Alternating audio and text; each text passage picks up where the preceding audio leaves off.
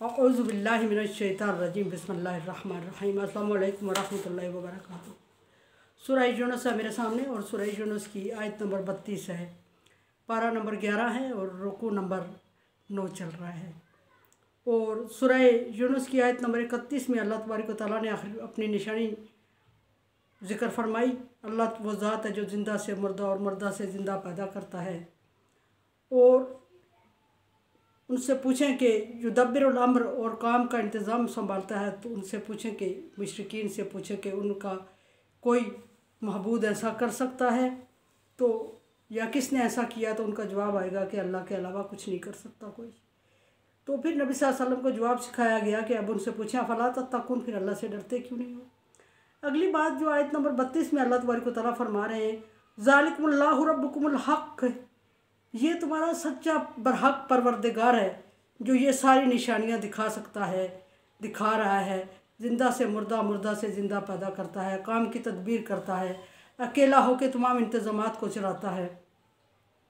ये वो बरहक ज़ात है कि जिसके अलावा कोई महबूद नहीं, कोई दूसरा ऐसा कर नहीं सकता, और जिनको तुम महबूद समझ रहे हो वो ऐसा नहीं कर सकते। फमाज़ अबाद ज़ालिका हक़, अब तुम भी इस चीज़ को मान चुके हो कि नबी सल्लल्लाहु अलैहि वसल्लम उनसे पूछें कि अब तुम भी इस चीज़ को मान चुके हो कि ये सारे इंतज़ामात सिर्फ़ अल्लाह तबारक व तआला की ज़ात कर सकती है, उसके अलावा और कोई नहीं कर सकता।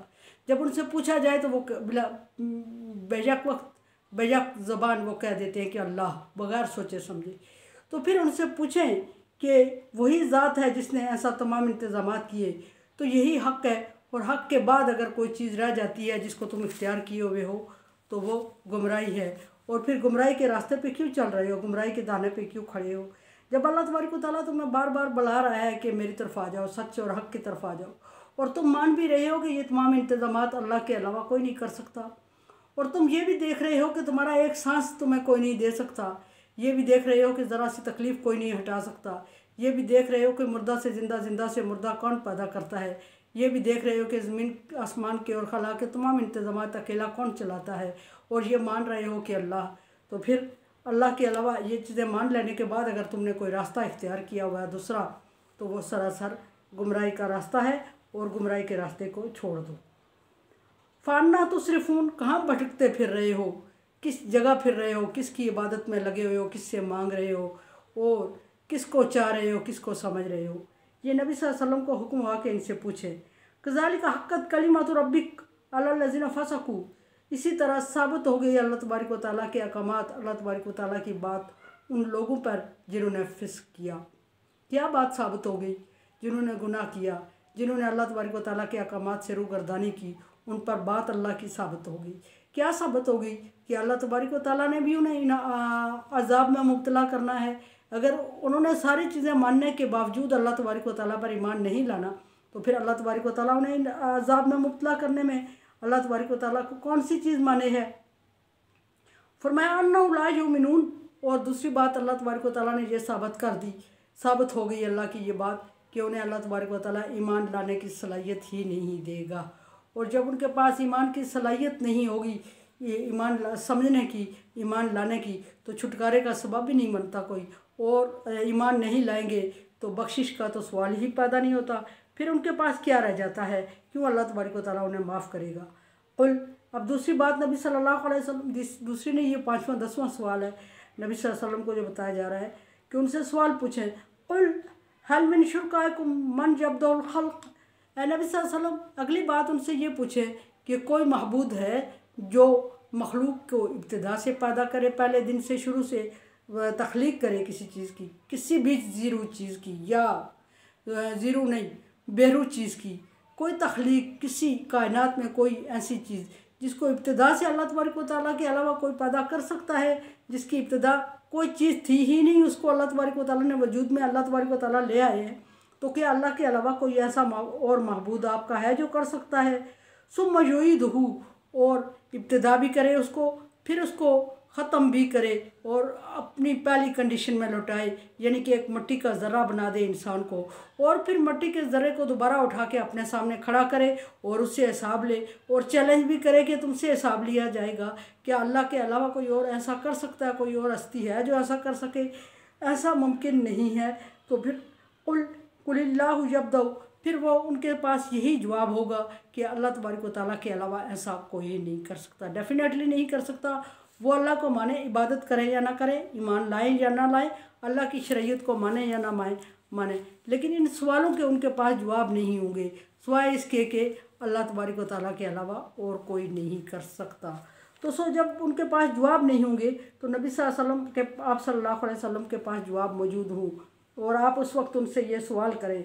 हर सवाल जब मुशरिकीन लाजवाब हो गए तो उसके बाद अल्लाह तबारक व तआला ने नबी सल्लल्लाहु अलैहि वसल्लम को लाजवाब नहीं होने दिया और नबी सल्लल्लाहु अलैहि वसल्लम के पास से सवालात और जवाबात ख़त्म नहीं होने दिए, नबी सल्लल्लाहु अलैहि वसल्लम के इल्म को कम नहीं पढ़ने दिया। यहाँ जब उनके पास कोई गुंजाइश नहीं रही जवाब देने की, उनके पास से सवालात ख़त्म हो गए, तो फिर अल्लाह तबारक व तआला नबी सल्लल्लाहु अलैहि वसल्लम को जवाब सिखा रहे हैं कि आप उनसे कहें कि कुल यब्दउल खल्क़ कुलिल्लाहु यब्दउल खल्क़, आप उनसे कहें कि अल्लाह तबारक व तआला इस तमाम कायनात, इस खल्क़ की, इसकी इब्तिदा की और सुम्मा युईदुहु, फिर वो उसको उसी पहली हालत में लौटाएगा, यानी दुनिया से ख़त्म करेगा इस मखलूक को, और फिर दुनिया से ख़त्म करने के बाद फिर क़यामत के दिन अपने पास इसी मिट्टी से उठा के खड़ा भी करेगा।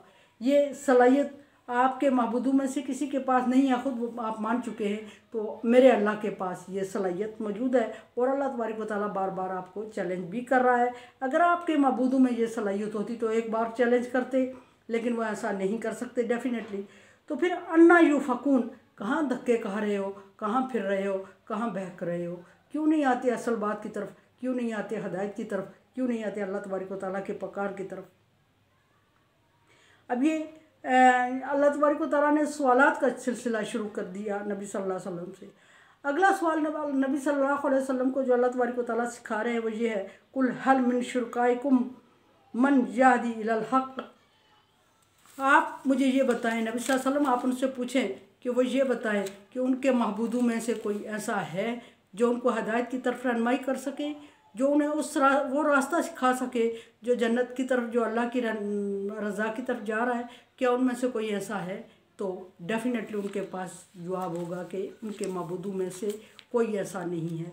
अगर कोई ऐसा नहीं है तो फिर उनसे पूछा जाएगा फिर किस पे उम्मीद रखते हो, कौन ऐसा है जो डेफिनेटली यह है तो कोई सही जो कि ऐसा कर सकता है, तो आप बताएं कि कौन ऐसा कर सकता है।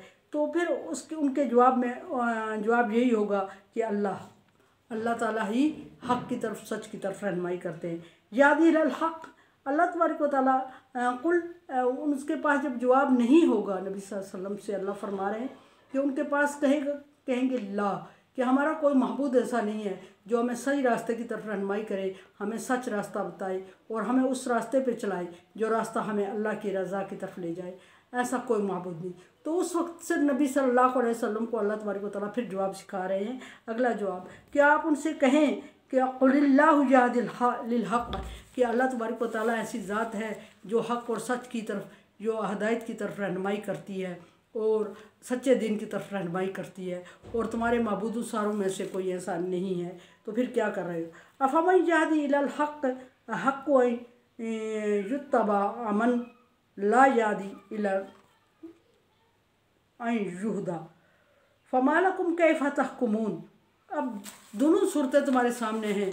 एक तरफ आपके महबूद हैं जो आपको हक़ और सच की तरफ रहनुमाई नहीं कर सकते, उनकी इतनी सलाहियत नहीं है, वो बेहतर हैं आपके लिए, या दूसरी तरफ अल्लाह तबारक व तआला की वो ज़ात है जो तुम्हें बार बार बुला भी रही है हक़ और सच की तरफ और रहनुमाई भी कर रही है और सारे चैलेंजेस भी कर रही है, और क़यामत तक ही नहीं बल्कि क़यामत के बाद दोबारा उठाने का दावा भी कर रही है, और दोबारा उठाने के बाद तुम्हें नई ज़िंदगी देने का और नई ज़िंदगी इस ज़िंदगी के अमाल के मुताबिक देने का वादा कर रही है। और उस महबूद को छोड़ के तुम कोई कोई हदायत देने वाला तुम्हें नहीं है, और उसी की रहनुमाई और उसी की हदायत इख्तियार कर लो। नबी आप उनसे कहें कि तुम्हारी बेहतरी इसी में है कि अल्लाह तबारक व तआला जो ज़ात बरहक है, जो रहनुमाई करती है तुम्हें हक़ की तरफ, सच की तरफ, दीन की तरफ, उसी की तरफ मुड़ जाओ और उसी की रहनुमाई और उसी की हदायत को इख्तियार कर लो और उसी पर ईमान ले आओ। यही तुम्हारे हक़ में बेहतर है और यही रास्ता एक तुम्हारे लिए रह गया है, इसके अलावा कोई और रास्ता तुम्हारे लिए है भी नहीं। ए नबी सल्लल्लाहु अलैहि वसल्लम, आप उनसे फरमा दें कि इसके अलावा अगर तुम कोई रास्ता तलाश करते हो तो कोई ऐसा रास्ता नहीं है।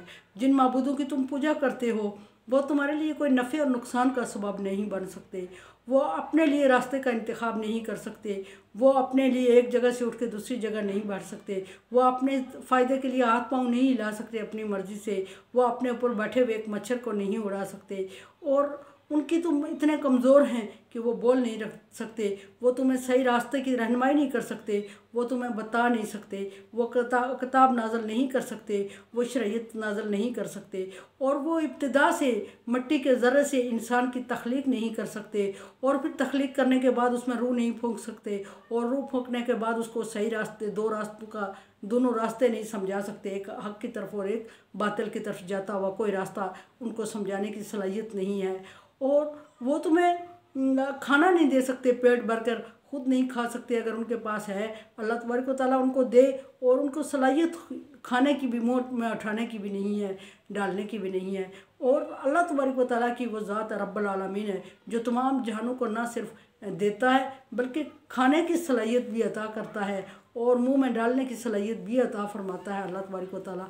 तो फिर सोचने की बात, इल्म की बात, समझ की बात है।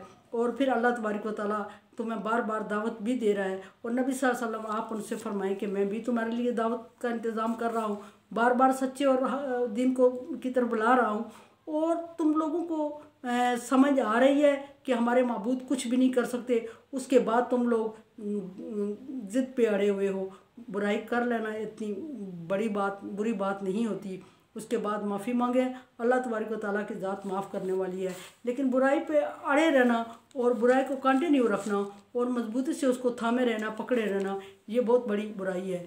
और जब तक अल्लाह तबारक व तआला तुम्हें इंतज़ामात कर रहा है, रास्ता दिखा रहा है, हर रहनुमाई दे रहा है तुम्हें और बुला रहा है बार बार, और रसूल भेज रहा है, शरीयत भेज रहा है, तुम उस पर अमल नहीं कर रहे, फिर जब वक्त ख़त्म हो जाता है तो तौबा के दरवाजे बंद हो जाते हैं। और अल्लाह तबारक व तआला फिर तुम्हारी फरियाद को, तुम्हारी दुआ को, तुम्हारी पुकार को, तुम्हारी तौबा को नहीं सुनता। और वो तुम्हारे साथ फिर वही सलूक करेगा जो अभी तुम किए जा रहे हो, इसी का अंजाम देगा। और फिर ये भी कि लैसा बिज़ल्लामिन लिल-अबीद, अल्लाह तबारक व तआला अपने बंदों पर जुल्म नहीं करते। बंदों की अपनी गलतियाँ और कोताहियाँ होती हैं जिसकी वजह से अल्लाह तबारक व तआला उन्हें सज़ा देते हैं और उन्हें जहन्नम के रास्ते पे चल रहे होते हैं। जब बिलाखिर उन्हें जाना तो फिर उसी मंजिल पे है जिस रास्ते पे चल रहे होते हैं। अल्लाह तबारक व तआला ने कभी अपने बंदों पर जुल्म नहीं किया। बारहा इंसानों को, जब इंसान गुमराह हो गया, इंसान की हिदायत के लिए फिर इंतज़ाम किया, फिर किया, बार बार किया। और दुनिया के वजूद में आने से लेके हुजूर सल्लल्लाहु अलैहि वसल्लम को तक हर दफ़ा पैगम्बर भेजता रहा, इंसान की रहनुमाई के लिए शरीयत नाज़िल करता रहा या पुरानी शरीयत को रिन्यू करता रहा। लेकिन मोहम्मद सल्लल्लाहु अलैहि वसल्लम को आखिरी नबी बनाकर मबूस फरमाया। क़यामत तक ना कोई नबी आएगा और ना शरीयत आएगी और ना कोई और उम्मत होगी हज़रत मोहम्मद सल्लल्लाहु अलैहि वसल्लम की उम्मत के अलावा। अल्लाह तबारक व तआला से दुआ है कि वो हमें हक़ अदा करने की तौफ़ीक़ अता फ़रमाए। जान दी हुई उसी की थी, हक़ तो ये है कि हक़ अदा ना हुआ। मेरे चैनल को आप सब्सक्राइब करें। Thank you so much. Like, dislike as you like. मेरे लिए दुआ किया करें। ला खौफ़ुन अलैहिम वला हुम यहज़नून में कर दे अल्लाह ताला।